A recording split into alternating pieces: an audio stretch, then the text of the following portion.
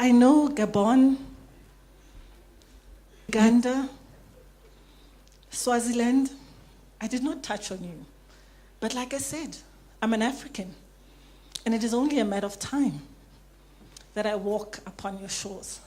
Because my life mission as an African is to understand where I'm from. And every soil that I touch upon imparts in me.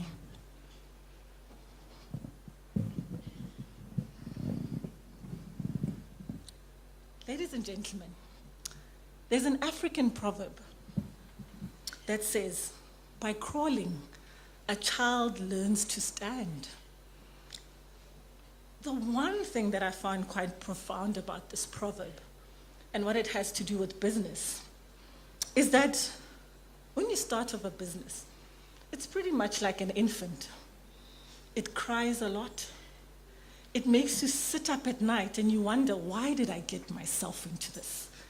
But the idea of having this child was quite cute. What then happens is that you birth this business, right? And you give it a name, quite like an infant. And you believe that this name must mean and be powerful. You then spend the first year trying to figure out, what was this baby like? I just came back from the bush, got off the plane from London, went straight to Mpumalanga. I needed a break from the concrete. And I spent time with my 2-year-old niece. My gosh, trying to figure out what that child wants to eat was a mission. I said to my sister, I know I'm not ready to have children, but it's a business. It's the same thing. Because you're trying to figure out, what does this child want to eat? What will make this child grow? What will nurture this business of yours? So every business, in my mind at least, is very much like a crawling child. What I've seen and heard about junior achievement and what you guys do is great, because you teach our young people how to nurture these businesses and how to grow them. Another proverb that we're all quite familiar with is a proverb that says, it takes a village to raise a child. This proverb talks about an entire community rolling up their hands and raising a child. You look at why we're gathered here tonight. We've got sponsors. We've got mentors. We've got people that are here as advisors. These people are your community sitting here. These are the people that are saying, we are going to help you raise this child, this business, this dream that is inside of you. I stand here privileged because I know that as I stand before you, I stand before a generation of young people that will create jobs and not seek jobs. As an African continent, we look towards Agenda 2063, which is a framework that seeks to transform this very continent that we sit on. It is a framework that paints a picture of a continent that is at peace with itself. It is a beautiful, beautiful dream that there's an email that was written about this Agenda 2063 that says a young Kwame was eating chocolates that were made from the cocoa from our very continent. I must say, as I was reading about some of the companies, I realized that I sit amongst youth that are taking our natural resources and making sure that products will be sold that are made on the African continent. And that you guys are already, at a very young age, grappling with this value chain problem that we have as a continent, and saying that our commodities from the ground, we will take them and make something of them. I'm humbled to be around you as these phenomenal young people. For us to unlock Africa's potential, there's a need for us to mobilize the youth, to take up the spaces that are traditionally seen to be spaces of elders. I say so, young people, to say to you, do not be afraid. But I then caution you and say that another Ghanaian proverb says, An army of sheep led by a lion can be defeated by an army of sheep led by a lion. What does this mean? It's a gentle reminder to say, although we know as young people that we have the fire and the potential, we should sit at the realms of our adults.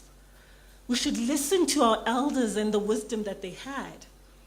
I said to the team that was from Nigeria that when I was in Nigeria, I went to Ogun State to go look at to take a tour of the library of former President Obasanjo.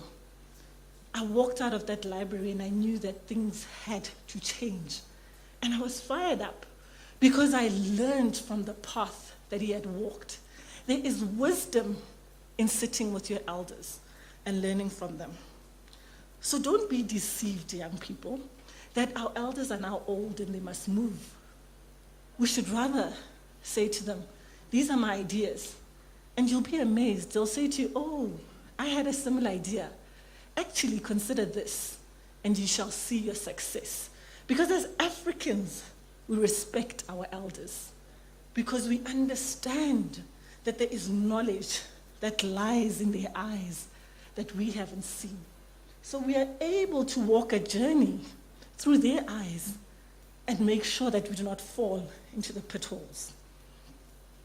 As you continue down your path of entrepreneurship and dream of one day becoming a Dangote of Nigeria, who is hailed as the world's richest black man.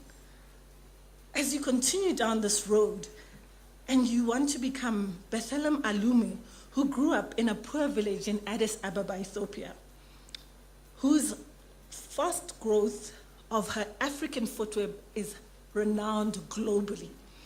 As you look down to the east and you look at Patrick Ngoy of Helvetic Solar, and you say, I also want to be able to install 6,000 small top solar roofs. And as you look down to a lady called Noa Deresi of Morocco, who is the first woman to be able to start an online platform that enables you to reserve big cars and small cars in Morocco. I am saying to you, whether you're a lady, whether you're a gentleman, it doesn't matter how young you are, your footprint is going to be remembered as an entrepreneur. In 2013, there was a study that was made. I'm sure you're all familiar with the narrative that by 2045, there'll be 200 million young people aged 15 to 24 on this very continent. So we have the beautiful problem of a youth bulge. I say to you, young people, that if you are the majority on the continent, it is no longer a right to sit back and not do anything. You have to do more.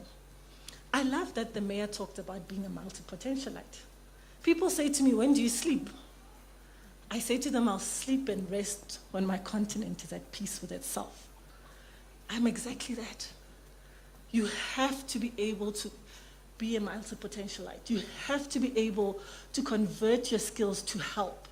I said to myself, I went through training in all these corporates. It's not lost, but I can then turn this for the good of my continent. Ladies and gentlemen, there's another proverb that I live by. So it's called, he who fears the sun will not become chief. I'm saying to every young person in this room, do not fear the sun. The sun, you know what is the sun? The sun are those people that tell you that you can't do it. The sun is when you look at your bank account and say, I can't start this business.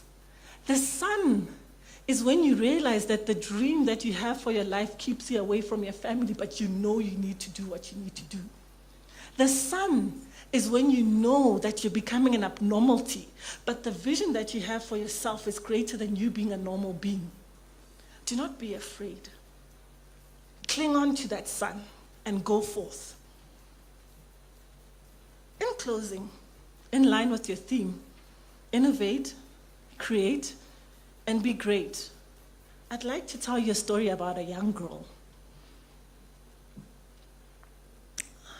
This young girl comes from a small town in the Northwest Province.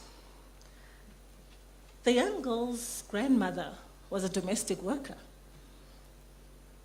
Her mother grew up in a mud house. Her father had to start working at primary school level to supplement the income at home. This young girl, when you look at her life and the seed that bore her, you would realize that she was destined for poverty herself. What would change this narrative? What am I trying to say? This young girl stands before you today. She never thought, I never thought, ladies and gentlemen, for 1 minute that I would travel the way I'm traveling. I never thought for 1 minute that I would share stages with presidents. I never thought that at my young, tender age, I would be able to meet the world's richest black man.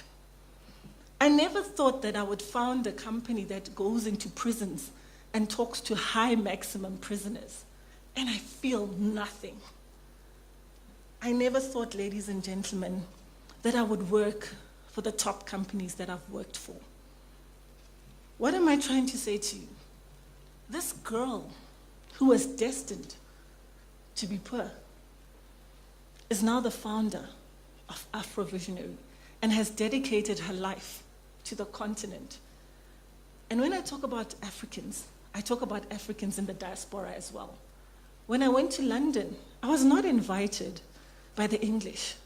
I was invited by the African diaspora in London. You see, ladies and gentlemen, in line with your theme, your vision will guide you towards being innovative. In closing, as I'm addressing a crowd mainly made of youth, our future presidents, our future businessmen, our future businesswomen, a brave nation that understands the injustices of your time, and I know you do because I saw the components of your business that give back. So you understand the poverty that lies on our backyard. I want to say to you, in the words of Fela Kuti, when he says, brothers and sisters, the father of Pan-Africanism, Dr. Kwame Nkrumah, says to all African people, all over the world, the secret of life is to have no fear. We all have to understand that. With those words, I encourage each and every one of you to go back to your communities, to not only make a difference for your community, not for your country, but for your continent and your African people all over the world. I implore you guys to take the skills that you have learned in junior achievement and go out there and continue to create jobs. Let us build the Africa that we want. Ke a leboga.